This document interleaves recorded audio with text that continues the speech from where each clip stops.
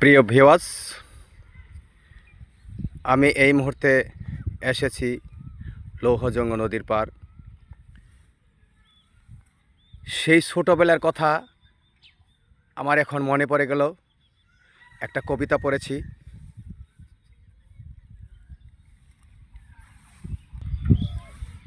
কবিতাটি আমার মনে পড়ে গেল, সেই ছোটোবেলার কথা, দৃশ্যগুলি মনে পড়ে গেল।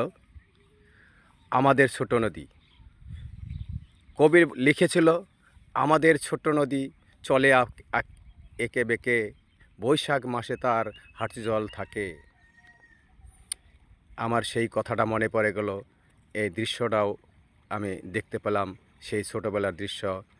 এই যে দেখতেছেন, আমার একটা এলাকার ভাই আসতেছে, এখানে চায়না জাল পেতেছে মাছ মারার জন্য। সে জালটা দেখে আসলো। এই সেই ভাই, ওনার নাম আবুল ভাই। এই আবুল ভাই, আপনি কি এখানে মাছ মারার জন্য জাল পেতে রেখেছেন? চায়না জাল পেতেছে উনি বলছে। কি মাছ কি বাজছে জালে?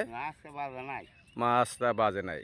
আগের মতো বন্ধুগণ মাছ নদীতে নেই। আগে আমরা ছোটোবেলায় এই নদীতে প্রচুর মাছ মারতাম। এখন মাছ সেই রকম পাওয়া যায় না। যাও কিছু থাকতো, সে মাছগুলি এখনও দুই চারটা থাকতো, কিন্তু যে জাল নেমেছে চায়না জাল, এই জালের কারণে মাছ সব সাফ করে ফেলে। এই কারণে মাছটা কম হয়। আবুল ভাই, বলেন। আপনি যে জাল পেতে রেখেছেন, এখানে কি আপনার মাছ প্রতিদিনই ধরা পড়ে? দুই একদিন পরে, আবার মধ্যে মধ্যে পরে, আবার কতদিন পরে না। আচ্ছা, আপনার খাওয়া চলে তো? খাওয়া মোটামুটি চলে। আচ্ছা, প্রিয় দর্শকবৃন্দ, আমার এই ভাই বলতেছে, আমি যে জাল পেতে রেখেছি, এই জালে মাছ যা ধরা পড়ে ওনার সংসার চলে, খাওয়া চলে। মাঝে মাঝে বেশি হয়, মাঝে মাঝে কম হয়। আজকে এই মুহূর্তে সে জাল দেখে আসলো, ধরা পড়ে নাই।